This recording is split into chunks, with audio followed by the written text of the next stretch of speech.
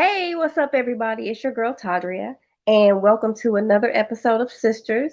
Here we are serving injured souls to encourage, rejuvenate, and strengthen your spiritual healing, one seed, one question, and one conversation at a time. Listen, I am excited about our show today. So, I have the pleasure of sitting down with my big sister, well, one of my big sisters, and we are talking about friendship today.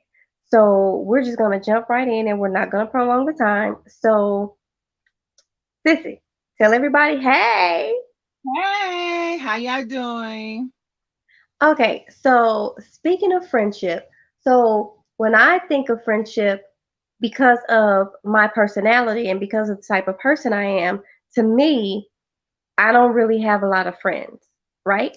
So when it comes to friends to me, friendship, I think about loyalty. I think about being able to stand behind what I say, being able to be there for the person that I consider a friend, right? So tell me what friendship means to you.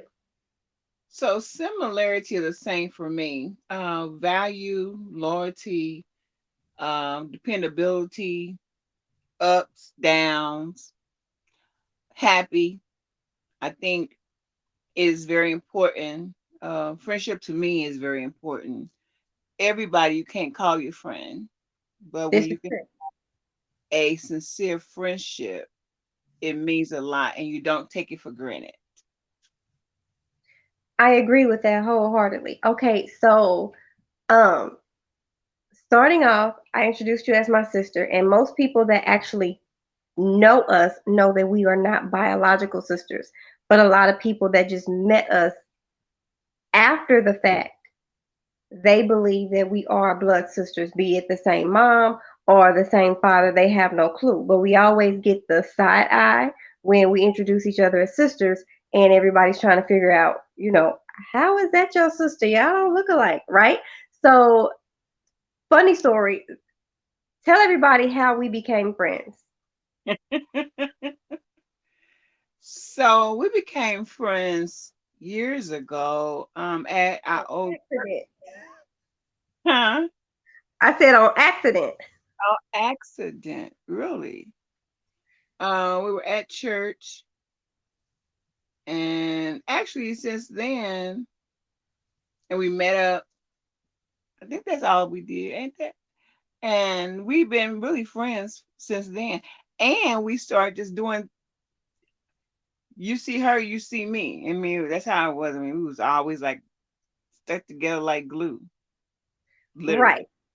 So tell everybody, and I think this is really funny because I remember when I shared our testimony, because there's a testimony behind our friendship. And I remember when I shared our testimony with um, a gorgeous young lady that's very dear to the both of us. She started laughing and she could not believe that we both were determined to not be friends, right? So, if you will, share with everybody our determination to not be friends. Okay, so what I mean by our determination to not be friends, tell everybody how we negotiated our friendship.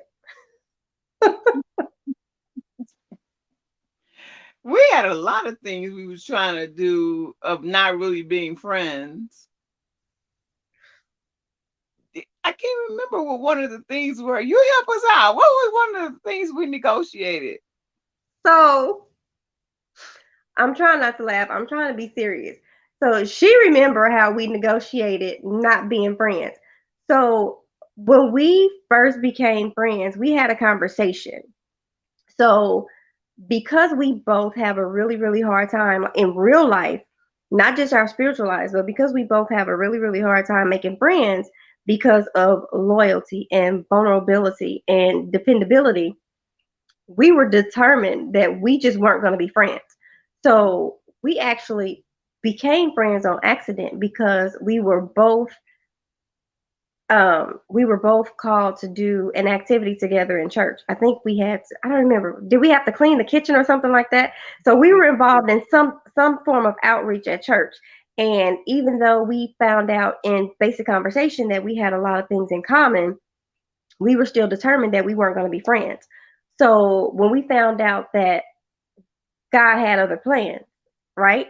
And Ooh, life was just inevitable, and friendship was just inevitable for us. We sat down and had a pros and cons conversation. Would you like to elaborate and tell everybody about that conversation? I don't think you're supposed to tell everybody about our pros and cons, but yeah,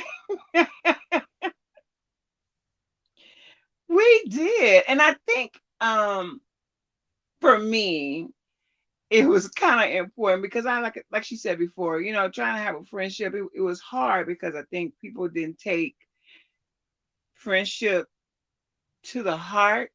And so I had a hard time really bringing people in. So we did. We sat down. I don't know why we did this. And we thought about all the pros and cons. And I think, wasn't that list kind of long? That was a long list Yeah. of wow. We had more cons as to why we shouldn't be friends Yeah. than we had pros. And as God would have it, because it clearly wasn't luck, as God would have it, we literally became the best of friends. And we in turn, from becoming friends, we in turn became sisters. And now she is like, okay, so I am like her shadow because she's the oldest. So I am like her shadow. And when you see her, you always see me. So I think one of the things when it comes to friendship, one of the things that people misunderstand is that when it comes to friendship, friendship is literally a relationship, and you have to help people understand how to treat you, how to respect you, what it means to be called friend. And I think nowadays people take the term friend so loosely, and they don't value what it actually means in the dictionary, right? So when people actually show you who they are, because we hear that all the time, when somebody shows you who they are, believe it, right? Yes. So I Yeah. think when you're shown somebody's trueness and the trueness of that person, a lot of people come out hurt on the other side, as we were, which is what prompted the discussion of whether or not we were going to be friends, because we expect other people to be us, to us, Absolutely. when they don't have the capability of being us, right? Because we are so unique and we're individual that sometimes we tend to expect other people to be just like us in order to consider them a friend. So one of the things that we sat down and talked about when we discussed whether or not we were going to be friends, and we were so determined. And I say this so much that we were determined to not be friends, because you would have really had to be around during that conversation, because that wasn't just a one part conversation. That conversation took place over several weeks because we were determined to not be friends, right? Ooh, So we were fed up with the backstabbing. We were fed up with heartache. We were fed up with heartbreak, because when you really call somebody your friend and you say that you love that person as a friend, even in relationship, arguments can be detrimental to that friendship when people don't know who you are, whose you are, and what you stand for. absolutely. So, one of our biggest conversations was, how do you handle conflict and how do you handle anger and disagreement, right? So, the way we handle conflicts and anger and disagreement may not be how your average friend handle conflict, anger, and disagreement. So, outside of us, right? Because we can come back and explain how we handle, amongst the two of us, how we handle conflict. We can come back and discuss that. But outside of the two of us, how do you handle conflict and disagreement with other associates? So I am very I am very loyal, and not just to be saying that. If I call you my friend, you can bet that I'm your friend. So how I handle that is, even when there is a dispute, if I call you who I say that you are, then even when that is, we still can come out the other side still being okay. Because sometimes in friendships, even though there is a maybe one person agrees or the other person does not, that doesn't eliminate your friendship. And I think that's what happens with most people when you have disagreements. Mhm. Have I don't want to say argument, but um, it, it tends to break people up. I consider that not being a friendship. Right. I consider that being something totally different. Because even with a friendship, everybody, we're not gonna always get along. So how I just handle that is, okay, let's talk about it. Right. Let's have a conversation, so that way, and not only from that perspective, but even from our life of living according to God's order, we are always to make sure that we do not, um, even if there is one, still we have integrity. We have to make sure we keep intact. But not only that, having that love. So no matter what, you Mm. still be able to, even in that disagreement, still love. And sometimes disagreements doesn't always sometimes work out, but your friendship still stay intact. But a lot of people just don't know how to. Mm. It's you have, but you have to be able to do that, especially if you calling yourself to me a child of God.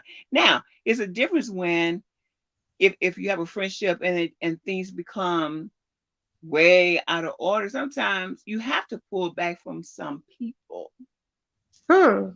but That's good. so it depends on the situation. But still, love is always there. That love doesn't take away that friendship that was there. So you just got to be able to know the difference, and also your lifestyle, who you represent. That's good. So, guys, let me elaborate. So, that's literally her definition of friendship, and that is honestly how she handles um, disagreements when it comes to friendship. And I can honestly say that we don't really argue, right? Mm-mm. We've had disagreements about a lot of things. And when I tell you that our friendship has been tried, it's been tested, it has been, we have been through divorces together, we Yes. have been through loss together, we have been through, ha! Let's see. They ain't ready for this one. We have been through um, a man that tried to be with the both of us, Ab- right? Absolutely. And tried to pull us apart. We have been through depression together. We have been through me losing, and this is me. We have been through me losing faith, losing my faith in God, and just not wanting to have anything at all to do with God. But at the end of the day, our friendship has lasted through it all. Yes. One of the reasons why our friendship has lasted through it all because she takes advantage of the fact that she's older than me, so she pulls rank. So when I get to next snapping and I get an attitude, she'd be like, "No, no, no. What we not gonna do?" Like, and she's not the aggressor, so she's the passive to my aggressive. So when she tells me something and I feel like I just want to rebel because I don't want to listen, she reminds me sternly that not only are we sisters, but she's the oldest, and I have to do what she say. So technically, we don't argue. So that was another piece of the conversation that we had when we decided to be friends. We established rules in our friendship. Absolutely. And not only did we establish rules in our friendship, the rules came with accountability. Absolutely. The rules came with a level of respect. Absolutely. And the rules also came with a foundation. And the main foundation that we held and that we still have is we always keep God first. Absolutely. And we always remember that no matter what, everything can be solved with a conversation. Absolutely. And whether you like what I say or not, we can always come together and work through it. So, Sissy, tell us, we may be the weird set of friends who became sisters, who became family, right? Because of the foundation that we have. And our main foundation is literally all God, right? So, from your point of view, how would you describe a standing friendship with a non believer? So how I would describe that is because we have to also remember once we have came. And so it is a difference as it relates to having a friend that is a Christian or that is a believer or that loves the Lord versus someone who is not an unbeliever. There's different approaches to that. I don't have to do the things that that unbeliever do, but my love should always still be there, that they can still see the love of me. Because this is the thing. I think a lot of us or a lot of people kind of somewhat forgets is that even if you have an unbeliever, your light should still shine, even in that friendship, right? Amen. So we don't have to do what the unbeliever do, but our job is to try to bring the unbeliever to us. And sometimes they just take time. So for me, it is a difference as it relates to how I treat them, because sometimes you don't ever want to come off too strong to an unbeliever, because our job is to bring them to Christ, right? At the end of the day, as the unbeliever. But I think the friendship part still should be intact, but sometimes it's just a different way of which things have to be approached, if that makes sense. Hmm. That makes a lot of sense. And for those that may not understand, because we have so far we have like a mid range of different demographic. So for those that may not understand, can you elaborate just a little bit more? Sure, as it relates to the unbeliever portion of it. Yeah. Yes, So, and being friends with the unbeliever. so I think that even being friends with the unbeliever, it's okay. I think sometimes we think that it's not okay, and it's okay as long as we understand our boundaries. And boundaries Hmm. to um, it still is important, because even if we friends, there are things that an unbeliever friend and what I do may not be the same. But sometimes I would still go with the unbeliever. It depends on Right. what we're doing, because it's important, because we're still friends. Just because I'm a Christian doesn't mean that I can't be friend or be a friend of an unbeliever. Because at the end of the day, our job, my job, I'm hoping that everybody's job is to, if there is an unbeliever, let's bring them closer. Sometimes our lives is the only friendship and the Christian point of view that they can see is by our love, by our dedication, by our loyalty to them as well, and about treating them the way we want to be treated. And how you treat an unbeliever, for instance, is to continue to be who you are, not changing of who you are, but being that complete friend.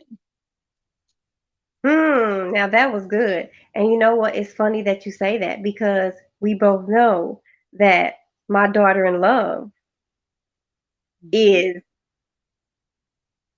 what we consider what we consider an unbeliever, mhm, because at one time she was a believer. So because some things happened in her life, she's now an unbeliever. She no longer believes. And I don't treat her any differently. And she doesn't feel like an outcast or an outsider when she comes to visit us, right? And you've been around her yourself, and she knows who we are. She understands whose we are. She just disagrees with who we believe we belong to. Does that make sense? But absolutely. she also knows that her opinions are respected. She knows that her feelings are respected. Mhm, And she knows that she's respected. yeah. So she doesn't feel timid when she comes around. And it's all about being open and letting the voice of even the unbeliever and the non-believer be heard, right? Yes. So I think sometimes as we go through, people tend to think that, oh, well, because you're a believer and I don't believe, we can't be friends. But it's not about what I believe that you believe. Right. It's about how can I love you That's it. into believing, right? Yes. And if Absolutely. I can't love you into believing, Mhm. the seed is sown, Yes. right? So it's up to you after the seed has been sown, because my job is done at that point. Once I've sown the seed, my job is done. So Yes. it's up to you to nurture that seed or allow that seed to be nurtured or to pluck the seed out and throw it away, That's good. right? So one of the things here with the sister, me being the sister, hey, okay, so one of the things here with the sister is we offer an open platform to communicate with believers, Yes. non-believers, and Absolutely. unbelievers, Yes. right? Because I think as we go along, because I've talked to so many people nowadays, well, here lately, I've talked to so many people, and some of them are believers. And then I've talked to individuals that are non-believers, but I've also talked to individuals that was raised believing, but now they no longer believe. So I think I consider them unbelievers, Yes. right? So I still can be friends with them because even in the Bible, God meets us where we are, Yes. right? And you can still help a person. You can still be that light for somebody. And you can still be that voice for somebody. But you have to be in position to practice what you preach, right? And just because we are believers and they're non believers, we can still have fun, Yes. right? We can still go out to the movies. We can still go out to eat. You can still have fun. So I think that's where the level of friendship gets blurred when it goes to believer versus non believer, Hmm. right? And you would be amazed at the things that as believers we learn from those that no longer believe.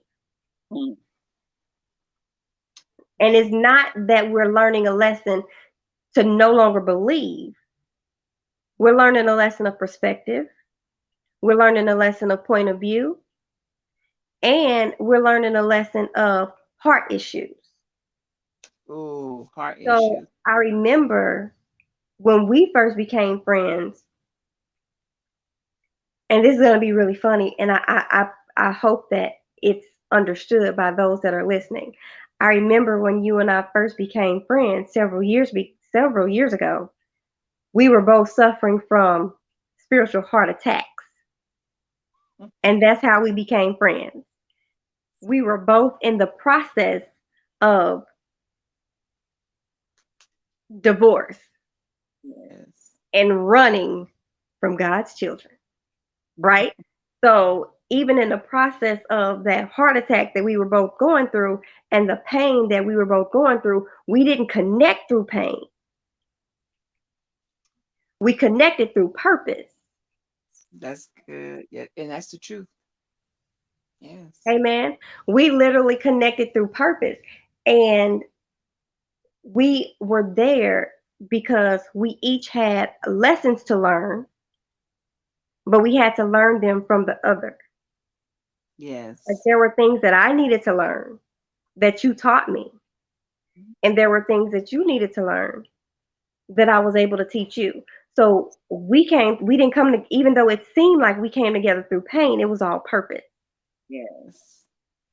So, really briefly, before we wrap up, how do you explain the purpose of friendship to a non believer?